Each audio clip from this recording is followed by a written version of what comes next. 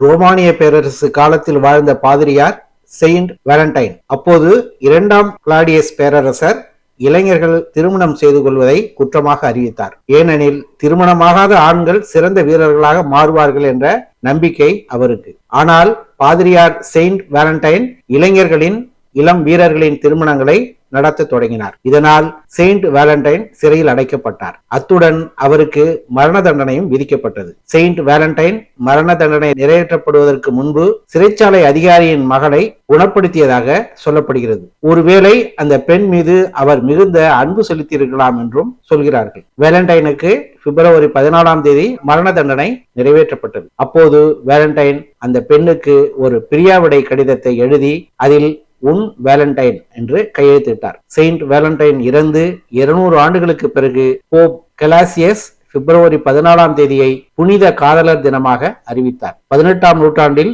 பிப்ரவரி 14ஆம் தேதி மக்கள் பரிசுகளை பரிமாறிக்கொள்வதன் மூலமும் கையால் தயாரிக்கப்பட்ட காதலர் தின வாழ்த்து அட்டைகளை தங்களுடைய காதலர்களுக்கு கொடுத்தும் இனிப்பு வழங்கியும் ஒருவருக்கொருவர் தங்கள் அன்பை வெளிப்படுத்தும் நாளாக மாற்றிக்கொண்டார்கள். இன்றைக்கு உலகம் முழுவதும் மதங்களை கடந்து இந்த காதலர் தினத்தை கொண்டாடாதவர்களே இல்லை. காதல் பற்றியும் புனித காதல் தினம் பற்றியும் ஆதாரபூர்வமான குறிப்பு ஒன்று 1382 சாசர் என்பவரால் எழுதப்பட்டிருக்கிறது. இன்றைய ஆங்கிலத்தில் For this was on Saint Valentine's Day when every bird came to choose his pet என்ற வாசகம்தான் அது. 1700களின் முற்பகுதியில் அமெரிக்கர்கள் காதலர் தின பரிசுகளை பரிமாறிக்கொள்ள தொடங்கியிருக்கிறார்கள். அப்போது இதே வடிவிலான சர்க்கரை இனிப்புகள், தேன் மிட்டாய்கள், எளிய காதல் மொழிகளுடன் பரிசு பொருள்கள் வர தொடங்கின.